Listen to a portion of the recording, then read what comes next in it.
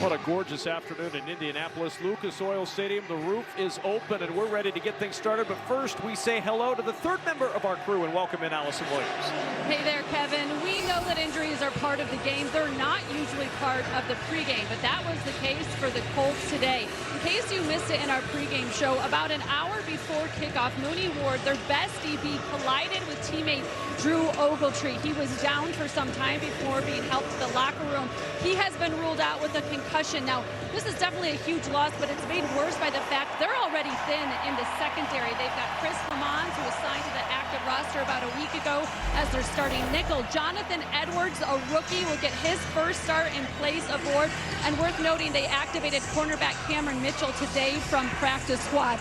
PC Lou Anarumo told me, I don't know what we're going to do if one of those guys has to come off the field. I have never seen anything like this. Well, for Shane Steichen, you can't bring anybody else off the practice squad. That was after the 90-minute cutoff to elevate anybody from the practice squad, so you're stuck with who you have. And Jonathan Gannon is not going to complain about a guy like Ward being out of the secondary for the Colts today. Yeah, just your pregame setup and how that would happen, a collision like that. You saw the tight end kind of moving onto the field as Charvarius Ward was doing a drop to simulate just that play getting ready. There's got to be spacing in pregame so you can avoid that type of collision. Cardinals.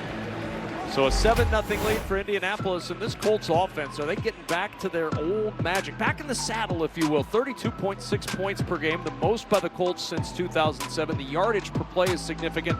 To me, though, Darryl, that last stat, 65% of your offensive possession scoring, that's remarkable. It's unbelievable. And to be able to do that, there has to be a consistency in how you're performing to be at 65% of your possessions. And we watched on that opening drive how they do stay on schedule. And if they get a little bit off, they've got a play to make, and they go out and do it. Oh, nice play in the back. Check in with Allison Williams. Well, today definitely a memorable one for Marvin Harrison Jr. It is his first time playing in the city. He spent his childhood watching his father, Marvin Harrison Sr., put together a Hall of Fame career with 13 seasons with the Colts. Now, he was here his rookie year for joint practices in a preseason game, but this is the first time playing here in Indianapolis. And he said today will be special to look up and see his name on the Ring of Honor right there. He was there when he was inducted into the Colts Ring of Honor. And he said, my coaches might have to check in with me to make sure I'm not getting too emotional. Yeah, I've got to believe. Well, pounding the anvil before kickoff, Alex Pillow, the 2025 Indianapolis 500 champion, the four-time IndyCar Series champion, enjoying a little popcorn. That's his car number. He's not necessarily wearing an Adonai Mitchell jersey. He's got his car number represented on a specific Pillow jersey, but of course Fox, the home of IndyCar racing. This past year we got a lot of the exploits of Mr. Pillow during the course of the year, and he got a rousing ovation, as you might imagine, here in Indianapolis. Pretty impressive. It was like football royalty coming in. Live. Time to check in for the first time in Los Angeles with Carissa Thompson, who has a game break. Thank you so much, Kevin. Jaguars going for their 5th win, 4th straight, hosting Seattle. Trevor Lawrence finds Brian Thomas Jr. all alone, takes this one in for a 21-yard score. Missed the point after, so Jags on top 6-0 over the Seahawks. Kevin? Aerial coverage is brought to you by Lucas Oil. Couldn't be a better day in Indianapolis. Oh, it's beautiful. The roof open, low 70s. I mean, you can't dial up better weather, and a good football game with Daryl Johnston, Allison Williams on the field, Mike Pereira in our studios. I'm Kevin Kugler. Good to have you with us. Second day with a game break. Yeah, to tell you, Kev, that the Panthers looking for back-to-back wins. Teteroa McMillan is going to get his first career touchdown as Bryce Young hits him from 19 yards out for the score. Panthers, Cowboys all tied at 10. Kev? As Carissa's always said, you can't stop the Panthers. You can only hope to contain them. And hard line. Well, I mean, you talk about Big Ten teams that are doing well, though. How about the Indiana Hoosiers? They go on the road. They win in Eugene. Indianapolis Colts 4-1. Quite honestly, this entire state is enjoying an amazing sports run. The Pacers in the finals last year. Steph White and the Indiana Fever did such a great job getting to the WNBA semifinals. Purdue's probably going to be the #1 team in the country. Indiana basketball with Darren DeVries poised for a renaissance. There's a lot of things to be excited about if you're in the Hoosier State right now. But up at first, a game break with Carissa. Thanks, Kevin. Seattle hoping to bounce back from last week's loss to the Bucks. Down 3. Sam Darnold looking, finds his favorite receiver, Jackson Smith and Jigba. Perfect pass, 61-yarder, puts Seattle in front 10-6 over the Jags. Kevin? Yeah, the game. It's quite a laundry. You talk about Imari DiMercado being checked out on the sideline. It's a long laundry list of injuries. Kyler Murray, James Conner, and Trey Benson, Tim Ryman, Blake Gillikin. You get into the defensive side, 3 guys on that defensive line, a couple of corners that are out. Walter Nolan hasn't even played, the first-round pick. He's getting closer, we were told by Jonathan Gannon this week, but got a lot to deal with for the third-year head coach of the Arizona Cardinals. Coming up in the Verizon halftime with Kurt, Terry, Howie, Michael, Julian. McMillan's first touchdown. We saw that on a game break from Carissa. Defensive battle in Baltimore. Trevor Lawrence airing it out. All coming up on the Verizon halftime. We start at the stop. Fox Sports proudly partners with Sports Biz Careers to break barriers and create pathways into the sports business for more than 4,000 college students to date. Visit sportsbizcareers.org to learn how you can help. All 3 counts in about 30 seconds or so to work with as we welcome you back into the booth alongside Daryl Johnston. I'm Kevin Kugler. It's been an entertaining first half. We really didn't know what we were going to see from the Cardinals offense today with Jacoby Brissett, but they're holding their own right now against a really good Indianapolis Colts team. They really are, and not just the fact that they didn't have Kyler Murray as their starting quarterback, but also coming off of a loss, which a lot of people feel is one of the worst in franchise history just last week. So a lot of emotions going on here during the course of the prep week. You get to the end of the week and you don't have your starting quarterback. So it's not a bad first half by the Arizona Cardinals. And a 14-10 Indianapolis lead. We talked about the relationship between these two coaches. They are, of course, together when Nick Sirianni built that staff in Philadelphia. Second season, they reached Super Bowl 57, and after the loss to the Chiefs, Gannon took the Cardinal job. Steichen, the Colts head coach. That's their first regular season matchup as head coaches, and we talked with both of them about this before the game, and each had glowing praise for the other. They're clearly good friends. Yeah, absolutely, and that's why that Philadelphia team, back in 2021 was such a good team. That was a great staff, and it takes the combination of players and staff to do something unusual, and that was a very, very tight Philly team. Away, the pass incomplete. Mekhi Blackman and Chris Lamons were both there. Halftime has arrived in Indianapolis, and the Colts with a 14-10 lead over the Cardinals. Entertaining first half, and it's time for our Didn't Settle top performer, and it's brought to you by State Farm. And that top performer was Tyler Warren on that opening drive, the first opening drive touchdown of the season for the Indianapolis Colts. Warren in for the second time this year, capping that drive and giving Indy the early lead. They lead now 14-10 at halftime here in Indy. Cards will get the second half kickoff, and we will send it now to Los Angeles at our Los Angeles studios. It's time for the Verizon halftime show with Kurt and the gang, and it starts in LA right now. This broadcast is copyrighted by NFL Productions for the private use of our audience. Any other use of this broadcast or any pictures, descriptions, or accounts of the game without the consent of NFL Productions is prohibited. What a gorgeous afternoon in Indianapolis. To the goal line. Warren is in. It's an Indianapolis touchdown. Bam Knight to the goal line. Touchdown, Arizona. Mac Wilson goes sky high to pick it off. Set, intercepted. He turns it right back over. Jones on the roll, chased by Calais Campbell, trying to get to the goal line. He'll get there.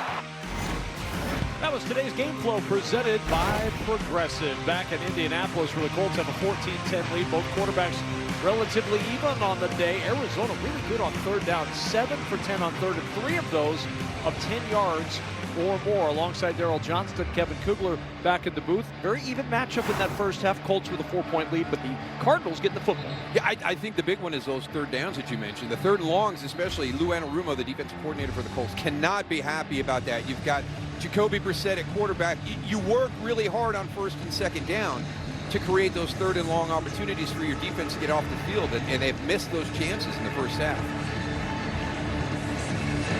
Michael Badgley's kickoff on a line to the 3-yard line. Greg Dortch On the return, bouncing to the edge. Dortch with a crease across the 35 and down near the 40-yard line. There is a flag down on the far sideline at about the 28-yard line.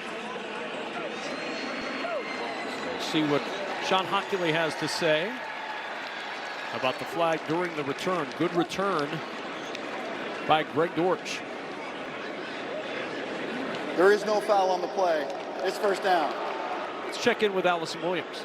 I had a chance to chat with Arizona's Jonathan Gannon at the half, and he felt like offensively they did a good job staying on the field. You look at their efficiency on third down, 7 for 10 there. He said when we get to the red zone, though, we have to be better about scoring points, but that's just going to get more difficult, guys. One of their major weapons, Marvin Harrison Jr., is ruled out for the rest of this game with the concussion. So many skill guys have stepped up. He said they just have to continue to. They are prepared. Their roles change during a game, but they've done a good job stepping up in their new roles and winning. Game break information for us. Yes, I do, Kevin. The Rams were up 7 in Baltimore when Matthew Stafford will find Tyler Higbee, who scores his first touchdown of the season. This one from 8 yards out. Rams lead this one 17-3 over the Ravens. Kev? The Colts bring Badgley back, and he ties this game at 17. A lot of stars on display here in the Circle City. We've got an even ball game in the third. Back in Indianapolis on a gorgeous fall afternoon, 17-17 our score, 4:31 remaining in the third with Daryl Johnston, Allison Williams, Mike Pereira's in our studio. I'm Kevin Kugler. Good to have you with us on this NFL Sunday here on Fox. The roof open, Lucas Oil Stadium providing some tremendous views.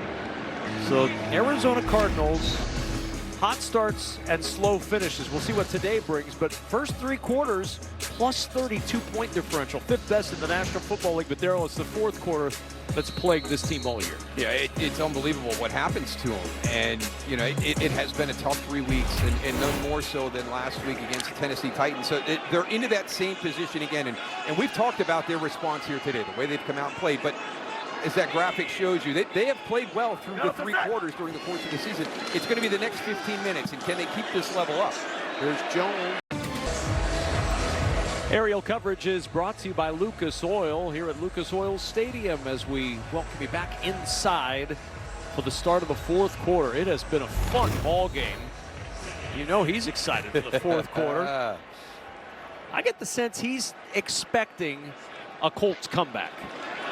He's never doubted it. Top 27-24 in the 4th in Indy on Fox.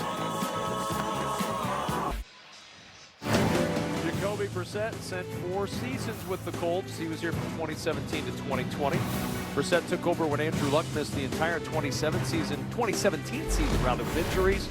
And then when Luck abruptly retired in 2019, Brissett was the starter for that season.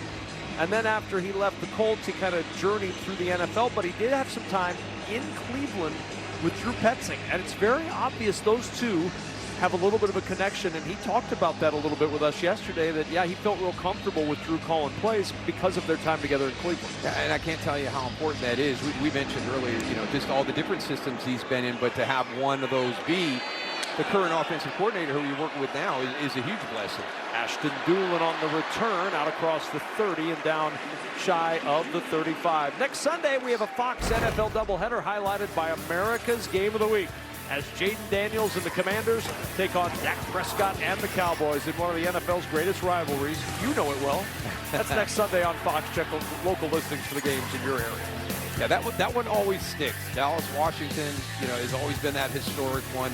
For us, it was Dallas, Philly. That one always seemed to have something valuable on the line. Jonathan Taylor, the most rushing yards per game in NFL history. You've got Jonathan Taylor on the list. Look at the names he's sharing space with. You see the logo behind each of those guys? Isn't that a place in Canton? I believe it is. Every one of those guys in the Hall of Fame. Jonathan Taylor, 5th all-time in yards per game, and he's at the 100-yard mark today. His 27th career 100-yard game.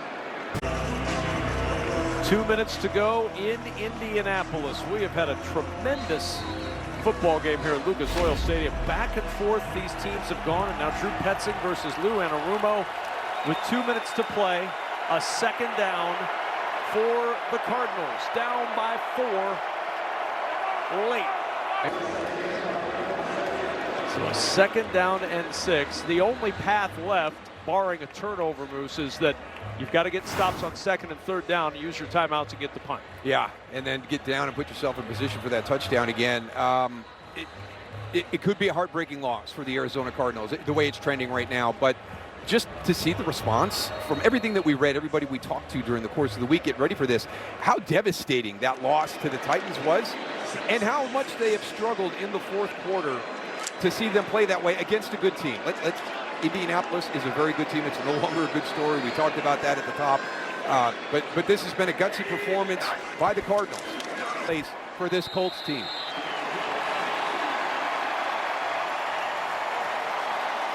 And we welcome those of you who have been watching Dallas and Carolina. The Panthers with the win over the Cowboys. Here, the Cardinals using their final timeout, but it will not make much difference. The Indianapolis Colts about to go to 5-1, but a wild second half here in Indy.